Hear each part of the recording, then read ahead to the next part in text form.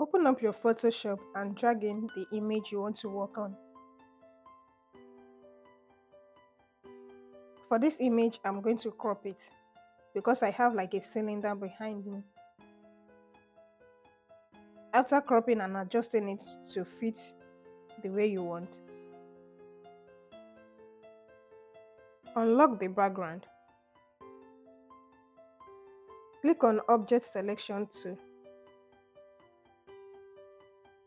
Then you select the part you want to change the color. For this one, we are mainly changing our outfit. So you select the object, it's going to select the whole of your outfit. Right click on Create New Fill or Adjustment Layer. Select Hue and Saturation. After selecting that, you want to play around with the colors. You can see it. You play around with the colors to get your desired color. So that's just the simple way to do that. Just play around with the color. You will achieve any color you want. You can see I'm moving from a light purple to a dark purple.